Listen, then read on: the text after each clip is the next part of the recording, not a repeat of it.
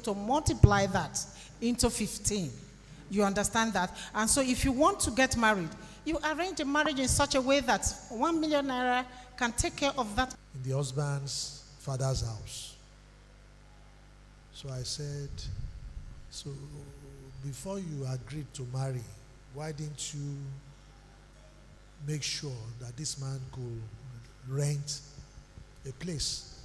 Because one of the things our father told us, the basic things, is that, see, a man that wants to get married, we're not saying that he should go and get a duplex, or even if it is 1-bedroom house, have a roof over your head. Last week we discussed about potentials, seeing the potentials not only in the man but also in the woman.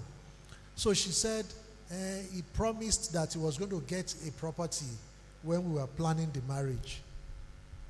He was going to get a property, and now over 1 year of marriage. Don't say because somebody has come to propose that you are locked in. You are not locked in because of proposal. Somebody has proposed, but after the proposal is beating you as a lady, and you think you are locked in. Or you discover something that he was hiding from you, which, if it doesn't change, let there be a pause for those things to be resolved. As I'm speaking, the couple I'm talking about, they are still living in the father's house. So you could see some element of unseriousness about a person. That's what we discussed last week. Potentials. How do you see potentials? So what stopped them from pausing and making sure, before we fix the date, let us get that apartment, even if both of us have to contribute, and we don't have to start from very high. The first apartment I got before we got married, maybe I forgot to tell my wife when we were cutting, that when it rained, water used to seep from, so I forgot. So the first year, rainy season, she woke up one day and our bed was floating. She started to cry. I had seen it before. So she started to cry. I said, sorry. That is what happened. Anyway, after 2 years, we managed to pack out from the place. So that's just telling you, it doesn't have to look so rosy. I'm repeating what our uncle said, that at the beginning, it doesn't have to be so rosy. And I told one of you today, let me see if he's around. You see, that's what I'm saying. The person I spoke to is not here. No, I just want to quickly add something. You see, it is not all about education. If you are in the line where you know you are going to end up earning salary. You know, last week we distinguished your line, what flair. Do you have the flair to work and earn salary, or flair for business? If you are in the line where you know I will be earning a salary, you need to step up your qualification. If you have OND, you have already limited the kind of person you can marry. Do you understand? You have limited, and that means you have limited all the kind of potentials that can come out of you or even your marriage. Because the moment you have BSc, you now know you have the assurance you can look for somebody who has BSc.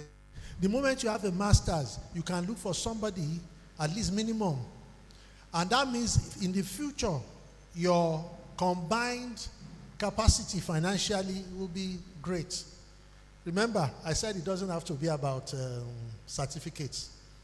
It is not always that you need to go to school and earn certificates to do well in life. If it is business, you are a welder, and somebody sees you, your seriousness about welding, you want to take it from that corner that God has helped you to set it up initially. You've done that for 3-5 years, and then you start to talk to the person you are cutting. I'm thinking of going to the bank. He said, why do you want to go to the bank? If I can get a loan, I can do this, I can move this thing up. Isn't that potential? You start as a maid. You are working as a maid. Nanny. And then you are telling the person who is cutting you, I need to go and learn tailoring. Maybe I can even talk. You see, the person starts to see potential. She's a maid. I want to marry her. But she's telling me she doesn't want to be a maid forever. This person is serious. You are looking for seriousness. This person is saying, I'm going to. Before you know it, she will talk to the master Oga. While she's still a maid, they take her through. My question is about jealousy. You know, even in an unserious relationship, you discover that you are dating someone and you notice that the person is cheating.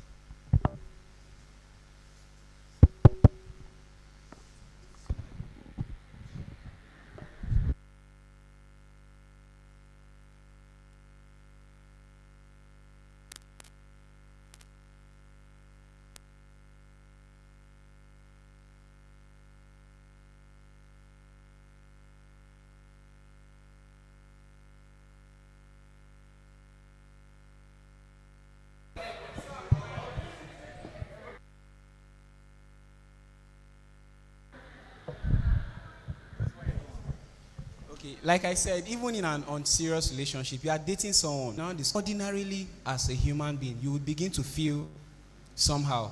And then, out of curiosity, you begin to ask, and then it brings arguments.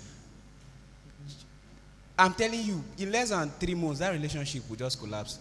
See, so I want to know what the remedy is when you begin to feel jealous.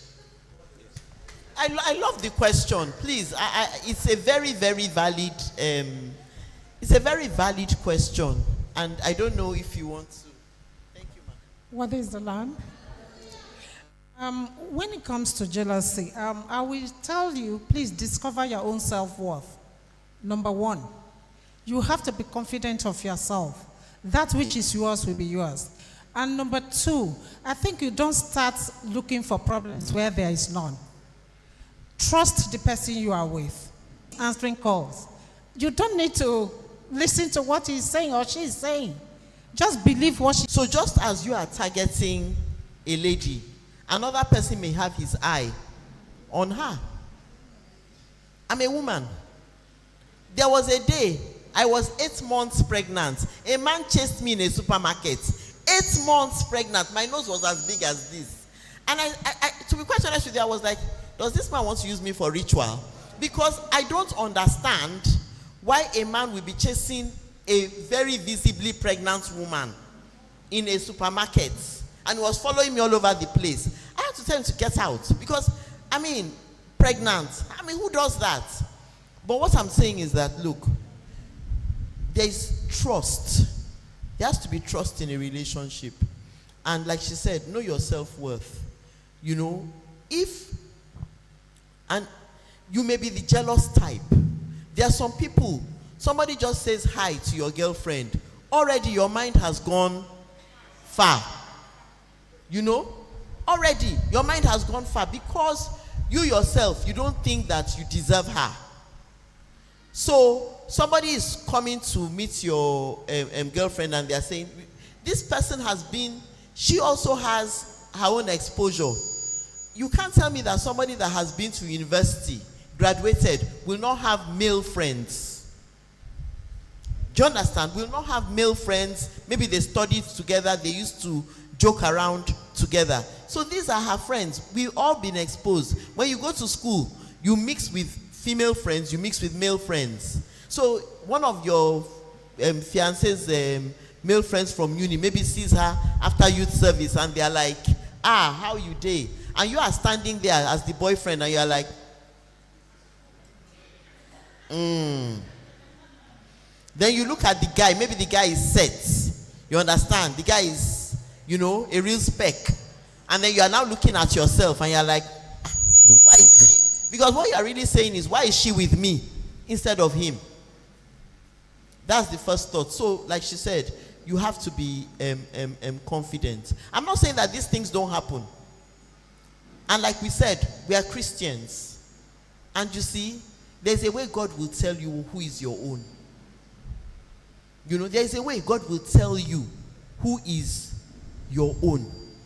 That's what I want. So trust God. I always tell people, I trust God more than I trust any human being. And I know that if something is going to go wrong, God will show me with my relationship with him. Yes, sir.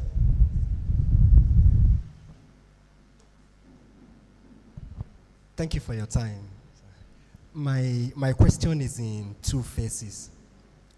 First, while in the process of trying to establish a financial understanding between your partner, and it's becoming unrealistic, maybe the understanding is not forthcoming, maybe within a time frame that you have designed for you to go into marriage, what would be your advice?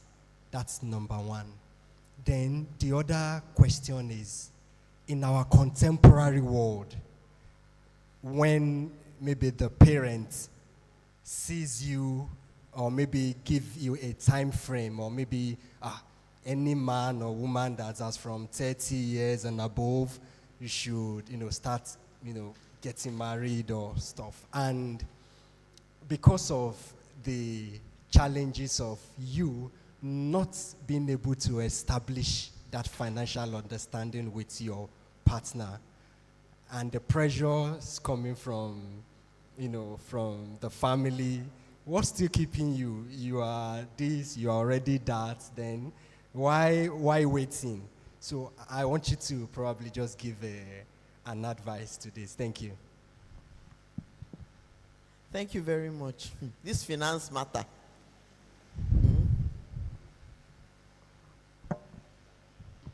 What is the lamb?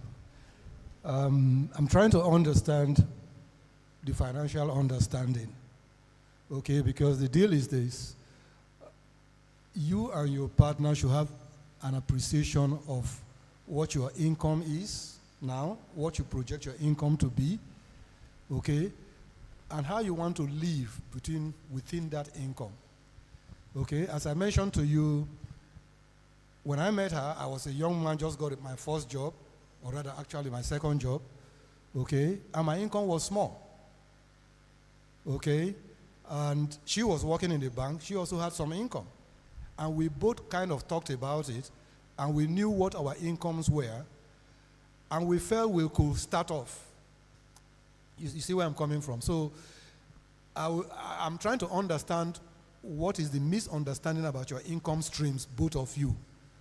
You see, because unless one party has eyes that are beyond what you are looking at, and that's a problem, okay? Because it won't stop there if it's like that. I mean, you will notice when I said two things you need to get into marriage: a job and a house. I didn't say a car. I probably didn't say you must drive a car first, for example, okay? So, but I'm on social media sometimes, and I see ladies who come on social media and say, if you don't have 10 million in your account, if you're not driving this kind of car, don't come near me. If you have that kind of financial expectation, there's a misunderstanding already, So there must be a common understanding about what your income streams are at that point and how you want to live within that income stream. And both parties must agree, So I'm not going to draw a conclusion, because maybe one party needs to explain better what the situation is for. We talked about communication. Are you communicating enough to make the other party understand what the financial circumstances are now and what it will be in future? Okay? So it's not about looking at you today and looking at your circumstance today. And for ladies, that's one mistake you all make. Because you judge a man by what you see today, you'll be shocked. If you miss that man in 10 years, you'll be shocked where that man is. No, and I've seen it happen so many times.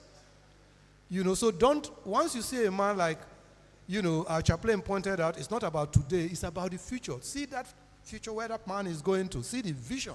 See the passion in his face, in his eyes about either his job or his business. Once you see somebody so organized, I have a friend of mine, he knows my friend very well. He quit his job many years ago, went into some struggle. But I can tell you, he's a dollar billionaire today. He's very wealthy. Okay? If the wife, at the time, he was already married when he quit his job. Okay, and he wanted to start his own business, and it was a struggle. It was a struggle for him to start his business. Okay? I mean, people like me saw him, and I was afraid of leaving my job to go and start business for what I saw him start and went through. But he persevered, and he's a very wealthy man today. Okay, so sometimes it's not about today, it's about knowing that the man has a vision and is dogged about what he wants to do. So in that circumstance, you have to communicate properly between yourselves to that understanding. Now, on family pressures, I mean, I'm a father too, and I know we put those pressures too out. Because we look at life as parents, and we say, look, when are you going to start a family? When are you going to be able to build a family? If you wait till you are 40, right? By the time you start a family, and that family is in university, you are 60. Okay? And income streams, unless you're a businessman that has prospered in business, if you're a working guy, you are getting close to retirement. And you have a university fee to still pay. So usually we used to advise that, okay, if you can start it early, it's fine. But again, I will end by saying the decision is actually you and your partner. It's not really the families. So even though the families will always apply some pressure, you determine between both of you how you want to move and when is the right time for both of you to move. But the understanding about finances is important for the couple. It's very important. If there's misunderstanding on finances as you are courting, it's going to reflect into the marriage, and that needs to be resolved. Thank you very much. Do you have a follow-up question? Does that satisfy you? And also remember conflict, when we're talking about conflict, and he said, listen, and, so if you are not aligning on the discussion, maybe one of you has to listen, so that you can now take an action that is, that complements both of you. Okay, let me take you first. What is alarm? My question is on communication. Hypothetically, let me say an example. About tone, like the opposite, your spouse, the opposite one. Maybe in the evening, whatever. Maybe a friend, a long time friend, calls you and said we should sit out, and your spouse is saying, or your friend is saying, okay, now you can go. We are talking about tone now, example. Indirectly, I perceive you know this person, and probably I know, as in, I know the person before you, and we are cutting. So, to me now, I perceive that anytime you heard about him calling or we should sit down and showmose, you always like talking about tone. Now you are not encouraging. That means you are saying that you shouldn't be going out with this person. As then it means that you are trying to maybe push him away from me. Now I feel not comfortable in such a situation. What should we do hypothetically? Thank you. Thank you. What is alarm? To that, I'll say your partner should know your friends. Because there are friends that are crap. Like they pull you down. And she will know from afar. There are friends that will make you do things that she will not agree with. And so she will try to let you disassociate yourself from that friend.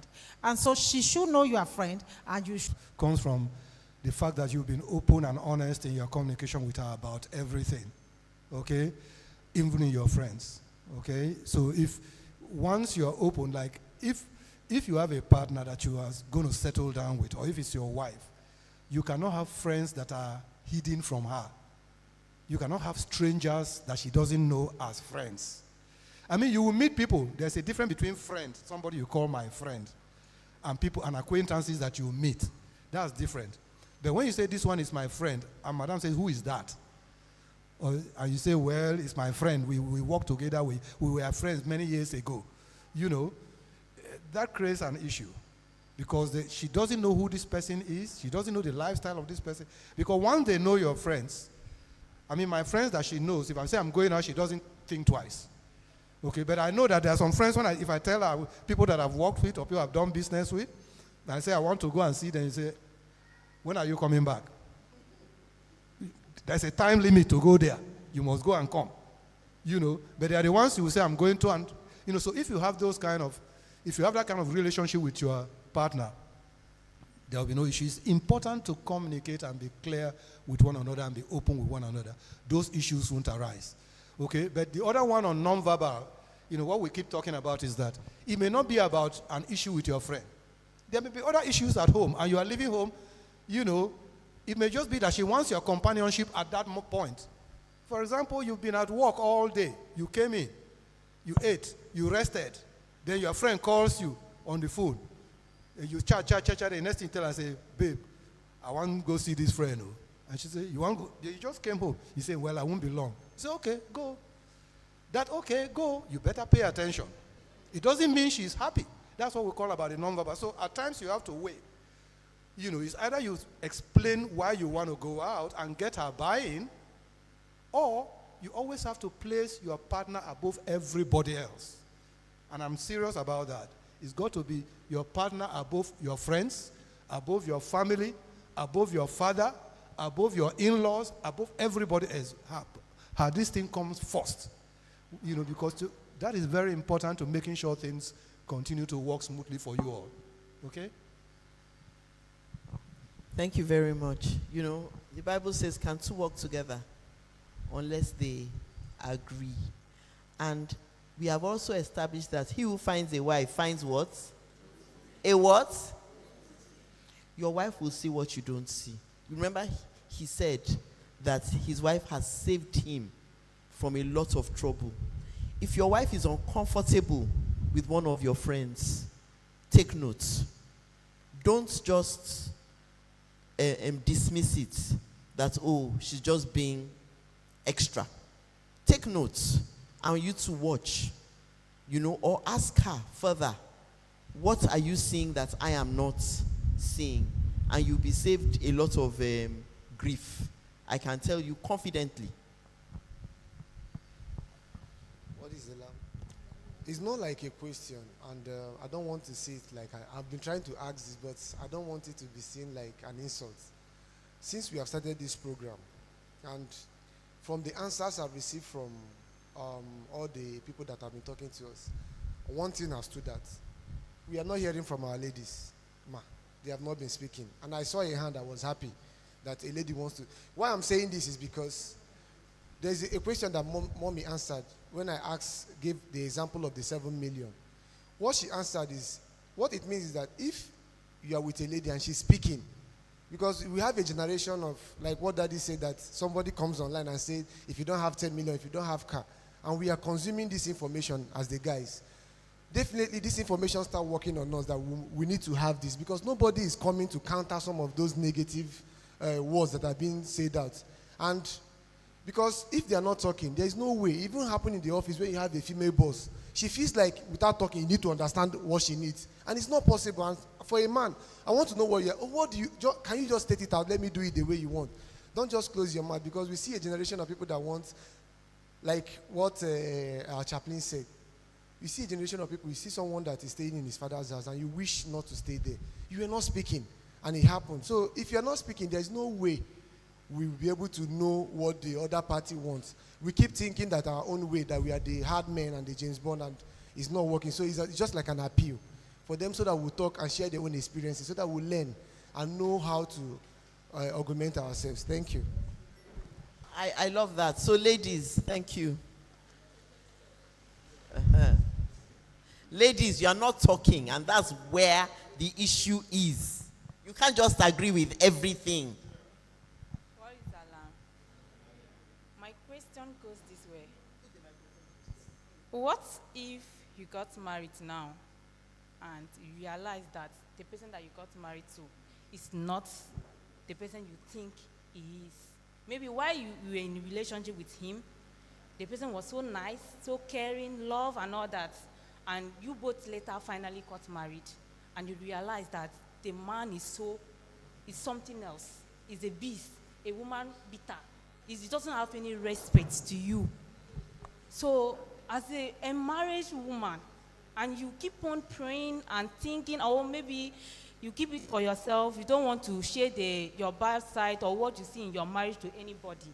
You keep on praying that one day you wake up and realize your husband will change, but yet it doesn't change.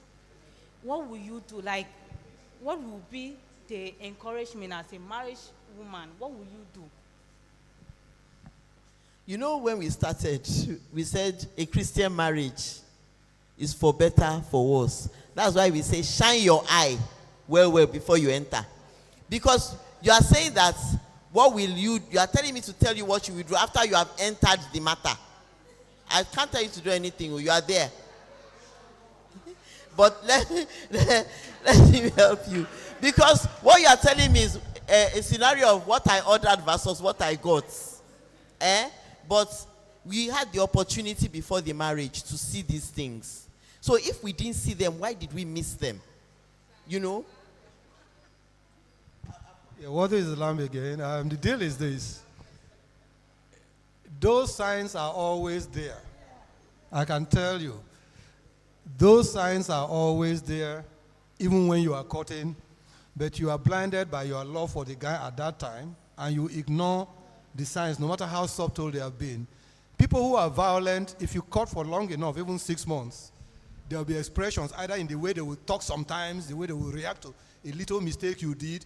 You will see it. Okay? Now, you ought to, during the courtship, talk about it and try to work on it before you get into a marriage. The good thing about your generation now is that the church is doing this kind of programs. 32 years ago, we didn't have this kind of program. We didn't have it. So we learned everything on the job by ourselves. But now the church is taking you through this, and there's a lot of counseling and follow-up even before you get married. Okay? Watch out for those signs. Okay?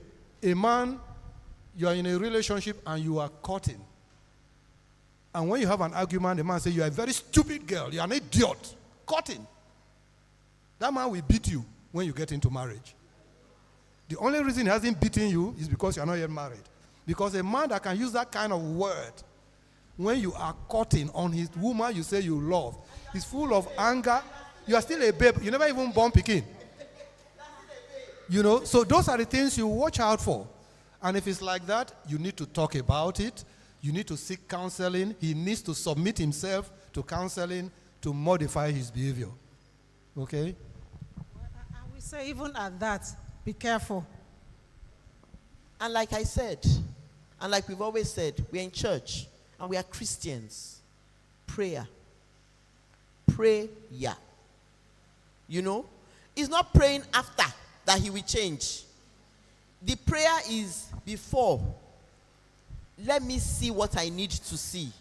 Because you see, we are talking about communication. Let me see what I need to see. Let me hear what I need to hear. It could be the way he treats his siblings or his subordinates. And you catch it. You know, and you catch it. Because, like he said, these signs are always there. But are you listening? The fact that they are not talking to you directly does not mean that you will not listen. Do you understand? And as women, we are in an African setting. There are some men that have a disdain for women. Let's be honest. They just don't believe that women are ranked as much as human beings. So the way they talk to a woman, you hear it in the office place. I have your kind at home. You know, you can't talk to me like that. I'm a man. So you see these things. And these are things you should watch out for. I hope we have helped you. Okay, so on the question, I have a question really, and people ask me this a lot of times, and sometimes I don't know what to say. Sometimes, so the question is this: you say start humble or start at whatever level you find yourself. You see some people start, small. Along the line, money comes. And everything is just, not the same again. How do you know? How can you tell who will change? Because sometimes the absence of money really hides a lot of things. This thing we say, open your eyes, you will see. Except maybe you're paying attention to your instincts and the unsaid things. Some people don't act out certain things. Some people don't act it out. But it is there, right? So how do you see those, how do you see it? Because what I always tell anybody, whether it's a woman or man, mostly women, you find women seriously praying for their husbands to prosper, and they are not also working on themselves to get to the level. You are seeing your husband will become a president, and you're living, you're not learning the life, or you're not measuring up. Okay, so no, my question, I'm just saying that part. No, this one is not because maybe the woman is low. You just find some people all of a sudden say she's not my type, not because she doesn't maybe have money. Sometimes she's added weight because of childbearing, and sometimes you just feel, she doesn't have that figure again and all that. Sometimes people cannot tell these things. I don't know if I'm making sense. No, you're making a lot of sense. I would just add, there are some things that you cannot see. There are some things. I just heard of a marriage, 30-something years. They've been married for about 34 years. And let me tell you something. As Christians, our enemy is the devil. And what does he come and do? He comes to steal, he comes to kill, and he comes to destroy. And another thing I will tell you for free, when you have a Christian marriage, it's always under attack. Because the devil doesn't want the next generation to grow up in a Christian home, a home where they are balanced. So there are forces out there. So you cannot be sleeping. No, you cannot be sleeping. People will change. There will be temptations. But I know that if you hold Christ as a foundation, remember, this is a church setting, and we've said, let Christ be the anchor in your home. When Christ is the anchor in your home, it may shake, but it will not topple. So that's one thing I want to emphasize, that it's not that it cannot happen. What you are saying, it happens. A man can wake up one day and say, I don't even know why I married you. Yes, we've seen it happen. I don't know why I married you. I made a mistake. After how many years? After children. I've seen it happen. And it's inexplicable. The only thing I can say is that, hold God, hold God. Hold him well. If you are not holding him well before you married, hold him tighter after you marry. I don't know if you have anything to add. Yes, Sister Mimi, I think you've said all. The most important thing is for you, because that temptation will come, especially when the man is doing well. The temptation will come, that you cannot run away from it. It will come. even when the man says no. It will come. And so, like she said, hold on to God.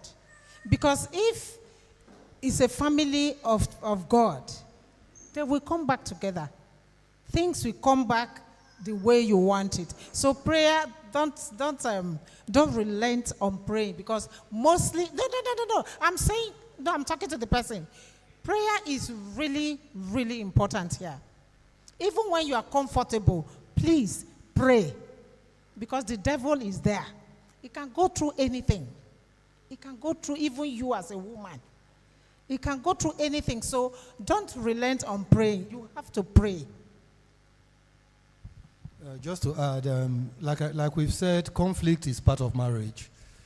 So no matter what you do, no matter how much you think you can predict your partner, there will be conflict. And one of the challenges in marriage, like you said, is wealth. When people become more comfortable and wealth comes in, okay, it creates its own issues. Especially perhaps for the men in this society, okay? In the other society, like in the West, in the United States, it creates more issues for the women than the men. Because of the controls, the men are restricted, and therefore they behave better. But in this society, it creates more issues for the men with the challenges and temptation. The deal is still an issue of communication, to understand each other, what is going on. There has to be talking between the couple. If you stop talking to each other and sharing things with each other, then the problem is going to exacerbate. Communication is important. Learn to talk. Sit down, talk with each other. At the good moments, at the bad moments, talk, okay? And try to resolve within yourselves what the issues are. But let's be real. If the issues are persistent and no resolution is coming between you, it's time to seek counsel. You cannot continue to bury it. Okay? You have to seek some counsel. And I'm not an expert in counseling, but maybe you tell them how to do that, because you have to be careful to whom you even go for counsel. It's not everybody that can give you a good counsel. If, for example, as a woman, you seek counsel in your friends who are married, and women too, you have to be careful. If they are not Christian, okay? So you have to be careful where you seek counsel. I mean, we have things like our chaplain here, for example. I think that could be a proper place to seek counsel, and other mentorship relationships that perhaps can provide that kind of counsel. But before you go there, I still believe very strongly that the couple must talk. Try to resolve that thing between yourselves. Try to bring the reality of it between yourselves. And to end, a praying couple will always win. When you don't pray together anymore, wahala don't break out. Because prayer is powerful. When the man holds your hand and still prays with you, that man is going to change and stop. But when you stop that prayer, everybody wakes up, everybody goes their way. Wahala, don't start. Try to pray. Sister Mimi, I don't see more of the women here. Why? They are supposed to be hearing this. Women, invite yourselves. You know, we say one can put 1,000 to flight. Two can put what? Two can put what? So that's the power of prayer. Then I'll come back. Okay, what is Islam? What is Islam?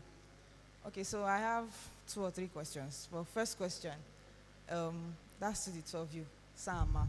So I want to ask, have you at any point in your marriage ever thought about getting a divorce? Have you at any point in your marriage ever thought about getting a divorce? Maybe for whatever reasons. I don't know if you're able to share the reasons, but if you have thought about it or if you have gone through that situation, can you just share how you were able to overcome it? Now I'm asking because I've actually heard a whole lot of people saying, oh, I've thought about divorce, I've thought about divorce. I'm not talking about worldly couples. The Christian couples, a lot of them say it. So it has, I have the impression that it actually is more common than we like to admit. So I would just like to know. Then secondly, your husband spoke about how you were in the bank before you started the business. And then so I can see that you were in the corporate world. before you went into running your own business. So what I would just like to ask is, have you ever at any point in time felt like you were disadvantaged, maybe by virtue of, taking that decision, or just by virtue of being the woman in the marriage? Now I'm asking again because I have heard a lot of people say, oh, maybe the greatest mistake I made was leaving my career for the family, or I'm always the one that makes the sacrifices because I'm the woman. So I won't ask if I've ever felt that way. I'll just ask that in such a, is it something that happens regularly? And what would be your advice for maybe when we face such situations, or how to avoid such situations? I just want to know your advice. Thank you, ma'am. Your first question, if I've had a situation where I think I should divorce, I will say yes. There is no marriage, there is no couple starting that maybe your first 5 years, you will not have that kind of thinking. What happened was, I felt, like I told you before, I'm a village woman. Then he is a tant, he is a Ajebo, So there was that misunderstanding. I felt he was not listening to me. You understand that? And he felt I was not understanding him. So it was kind of frustrating. And how do I do that? I actually taught myself, because I listened to a lot of Christian tapes. So Joyce Meyer actually helped me. I listened to her a lot, and I'm like, okay, I'm going to learn now to probably know who he is. Like I said, no relationship are the same. So I have to learn the key on how to listen. I told you before that I was very stubborn. And I learned to kind of try to make peace, not fight all the time. So one person has to take the decision, I really want peace in this house. But I'm fortunate because he knows how to say, I am sorry. When I'm going off board, he will call me and say, B, I think it's enough, it's okay. And he will hold me, and that helps. And when I left my job, that's the other one. When I left my job, I will say I am lucky again, because he's the type of man that will tell me, if he say B, if I tell him, darling, I want to do something, he will just let me do my own thing. He pushes, he helps me as much as he can. He supports me. And he let me to be myself. There is no restriction. He will just let me. What he does is advise me. But I do my thing. I do my thing without restriction. I just want to point out that nobody should think that any relationship is smooth all the time. I mean, we have to, and the way you manage your relationship is a function of your understanding of what you are into. Okay? Because, I mean, in psychology, they talk about the stages we go through in association, right? Where you do forming, storming, norming, and then performing. Okay? The storming stage comes in every relationship. Now, when the storm comes, how far do you want to allow it to brew? Do you want it to just be a rainstorm, or you want a thunderstorm and then it scatters everything? Or a tornado? It takes, like I always said, it takes one party to calm down. When we had issues earlier in our marriage, within the first 5 years, and it was like, I'm fed up. That's her. She was the one saying, I'm fed up, I'm going. And I'm like, no, you can't. So somebody has to calm down and say, okay, I'm sorry, you can't. Okay, these are the issues, I will repent of it, I will change it. These are the issues, let's deal with it. Okay, because for me, a marriage is for keeps. Okay, so you've got to have that in your mind. That if you think there's an alternative, then yeah, you will look for a way out. But if you think it's for keeps, then you will work at it. Okay, you've got to work at it. And marriage is a work. Let nobody kid you. No matter how sweet you see people playing outside, it's a lot of work to make it work. So when you get into it, make up your mind that I'm going to work this marriage and make it work. Okay, and I would say this, for us men, okay, we have a role to make a marriage work. It's not our wives. Believe me, I've been in it. you will make that marriage work because your wife looks up to you, unless you're married to a strange woman that doesn't understand. The women look up to us, and they want to make the marriage work according to the way we input into the marriage. Okay? So if you input correctly, that marriage will work. The determinant is the man to a large extent. Okay? So you have to work that marriage and make it work. You go out, you bring the income, you work with your wife to dispense the income, you manage it together, you support her in bringing up the children when they come.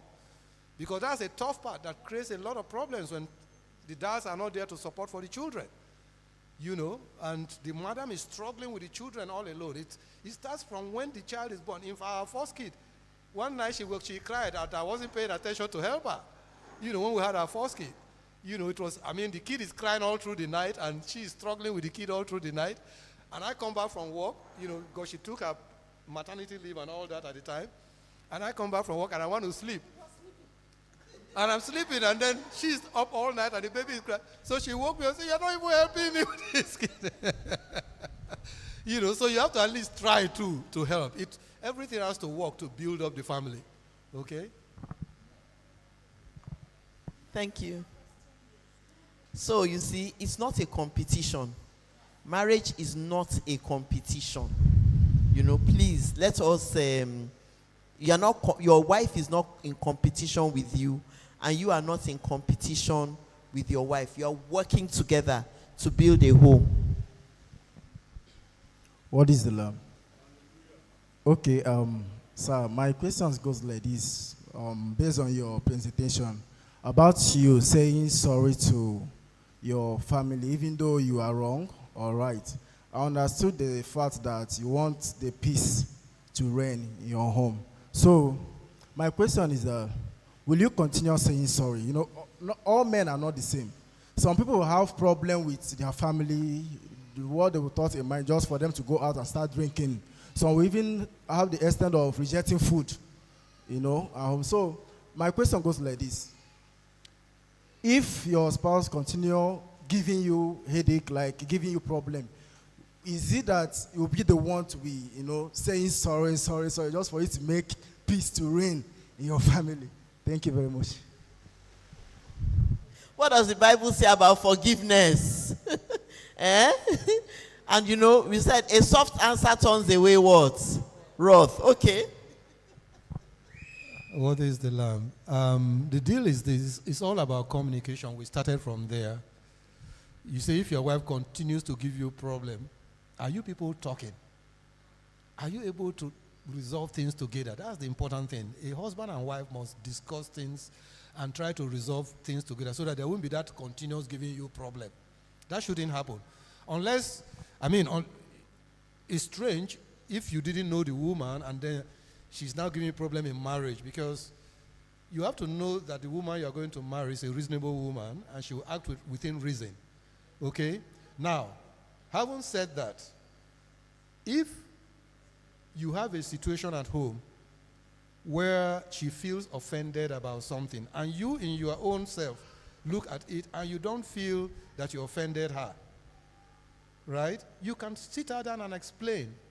If she still feels offended, for me, and people are different, and people, you know, you have to learn how to manage in your own family, hopefully. But what I have learned is this.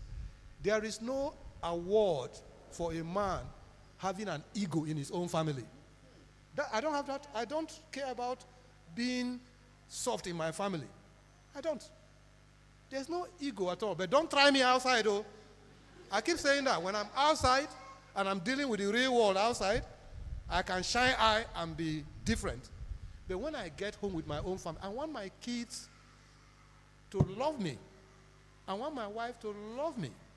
I want to work with them for the family to succeed. So yes, I will say sorry. But if she's a reasonable woman, come on. She knows when she's wrong too, and we are both communicating. Women are not unreasonable. She will say, okay, this is what I don't like. And you say, okay, that's fine. I'm sorry. Other times, when you explain to her, you say you didn't like it. It could be, for example, in-laws. In-laws can be challenging, okay? You could have a situation where an in-law is creating a problem, right? And you don't see it. But your wife is saying it.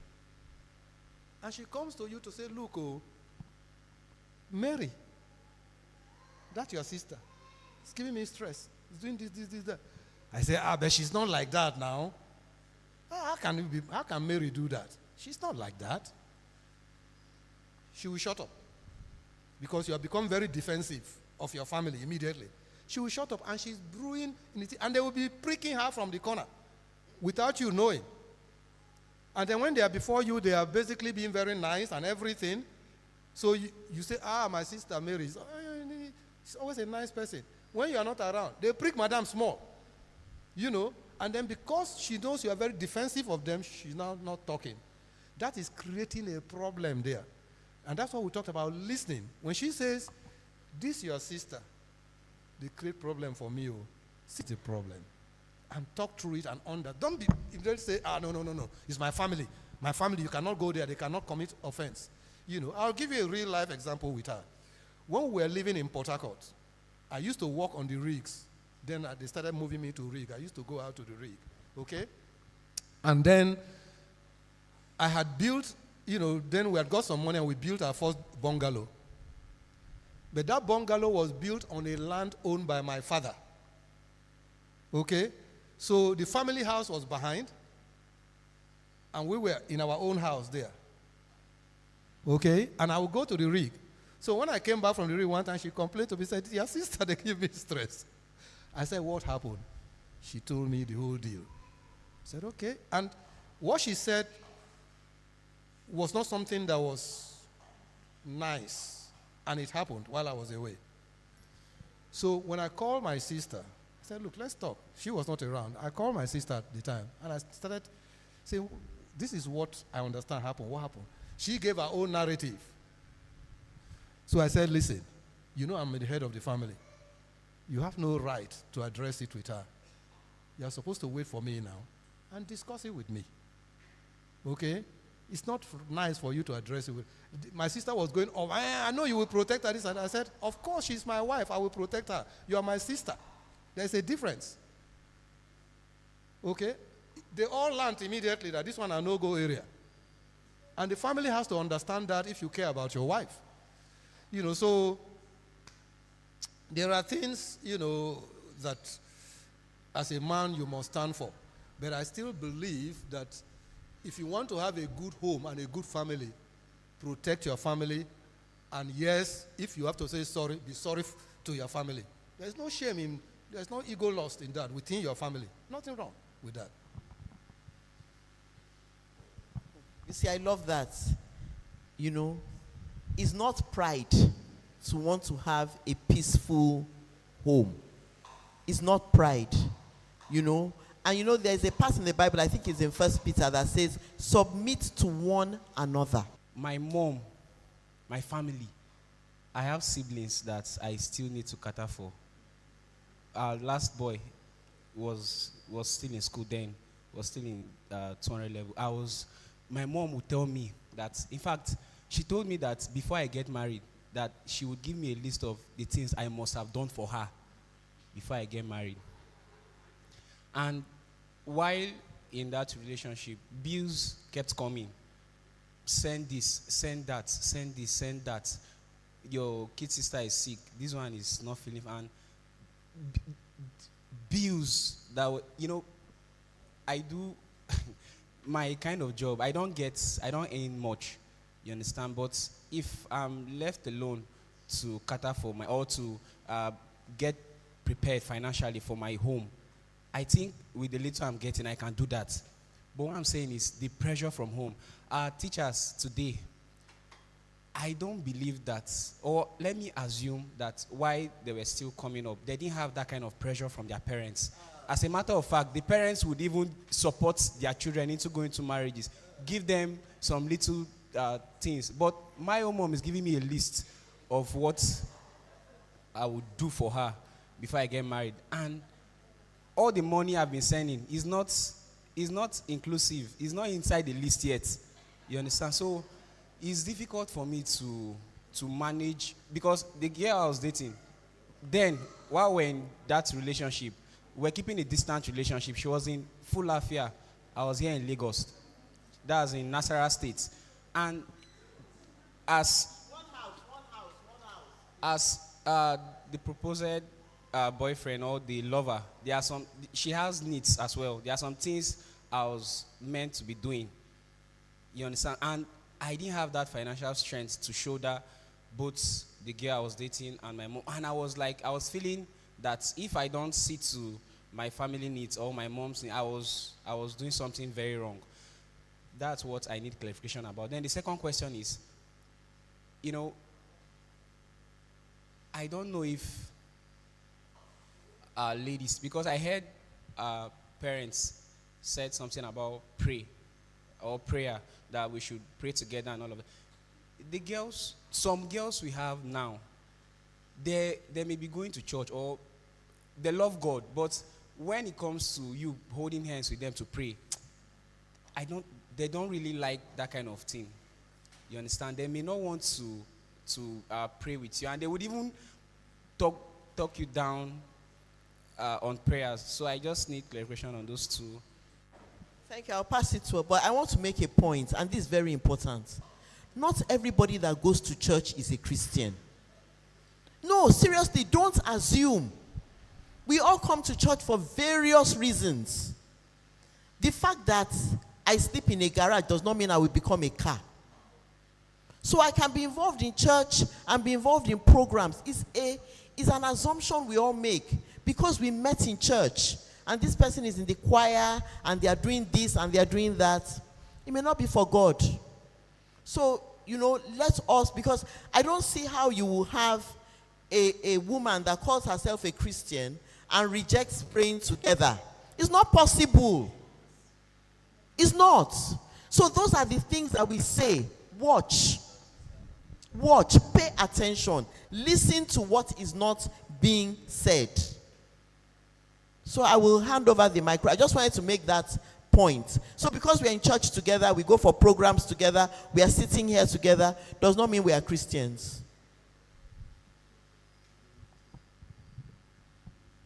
Okay. Yes, I understand that. The question I want to ask you first is that when it comes to the family needs, do you see a terminal date?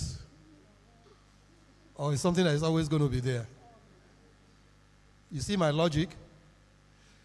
So if it's something that is always going to be there, then it requires planning to meet what you can meet in order to have a life. Because what I hear you say is that you are now stopping your own life to fulfill the family needs. You've got to ask yourself, do I want to have a life? Can I adjust to have a life? When the lady you are talking to gets out of school, hopefully she will get a job and she will also provide income or run a business. So you've got to look at the future. If you think deeply about it, you can put together a plan that allows you to do what you want to do in building your own life. It goes back to what we said in the beginning. Nobody is going to have enough to get married. There will always be the contending demands. But you are going to have to make a decision at some point once you feel you are ready and your partner is ready. Okay? And speaking to your own circumstance, the lady is still in school, right? Oh, okay, because of this situation. Okay, I mean, you've got to ask yourself for how long that will be. Are you going to just stop your life because of family? Or you're going to have to redefine how you manage that situation? Because the family will always be there. You have to, at some point, I faced the same challenges when I started. The family is always there, but you have to determine what you can do and how you are going to keep your family and grow your life.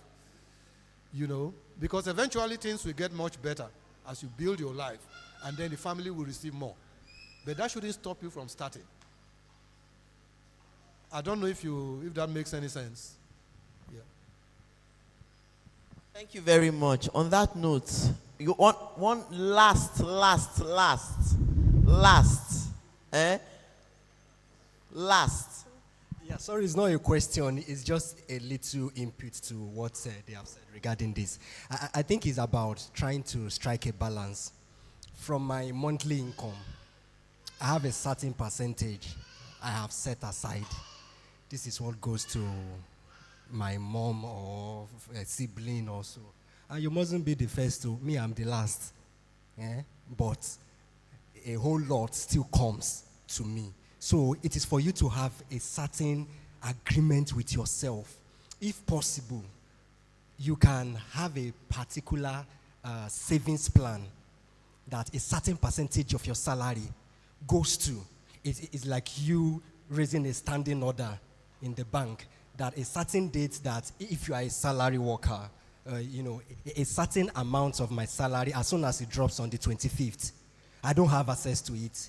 It goes to a certain account. So then the one that I have segregated for my family, no matter what happens, let the heaven fall. This is the one that is going there. Let other people to run around to supplement it. Thank you. I love that. I hope that helped you.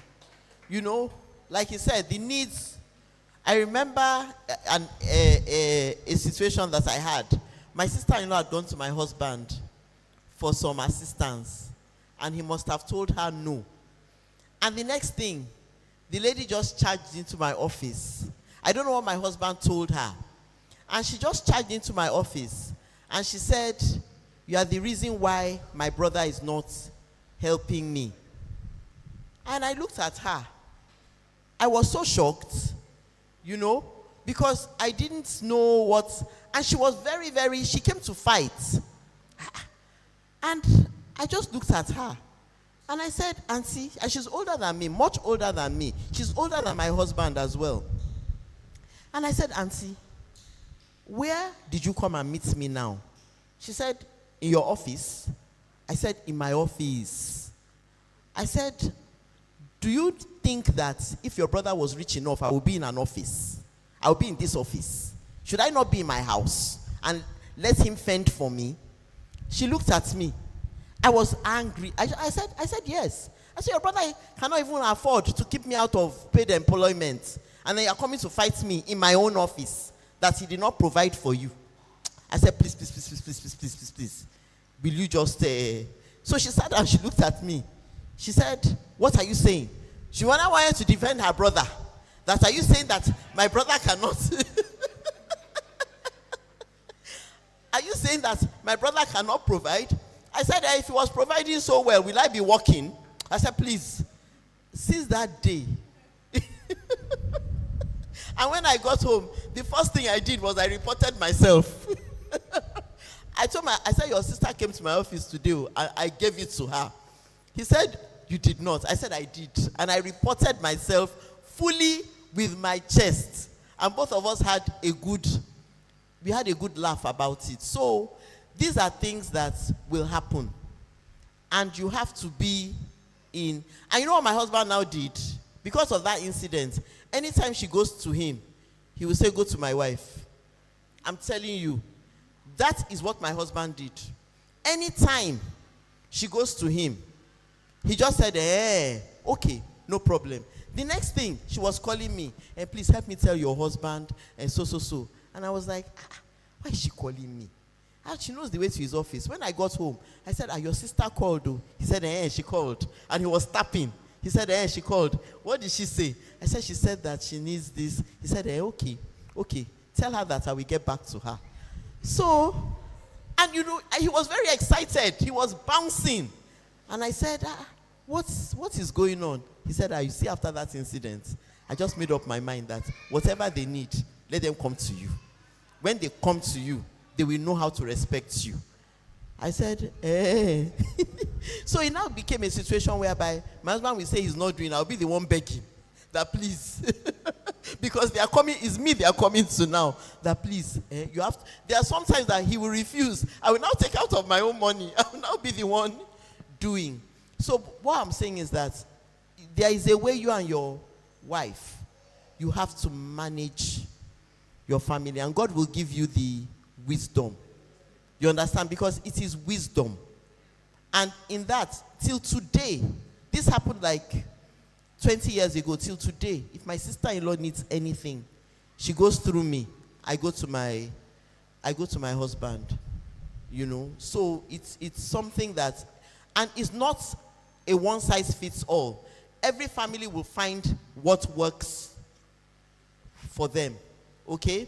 So thank you so much for your participation. Thank you for your question. Oh, thank you, sir, Ama, for your very, very, very, very honest discussion, and the way you opened up to us. We really, really appreciate it. And I know that we've taken one or two things away from this session. And and also I want us to keep thinking about it. You know, it's not a closed conversation. A door has been opened. Let's keep thinking about it. Let's keep pondering on it. And we have all sorts of, he gave us a lot of Bible scriptures. You know, do not let the sun set on your anger. That is a very, very powerful one. So thank you very much for participating. I don't know if Chaplain wants to give us some closing remarks. Okay, so Chaplain says we can go. So let's just take the grace in fellowship together as we close. The grace of our Lord Jesus Christ, the love of God, and the fellowship of the Holy Spirit be with us now and forever.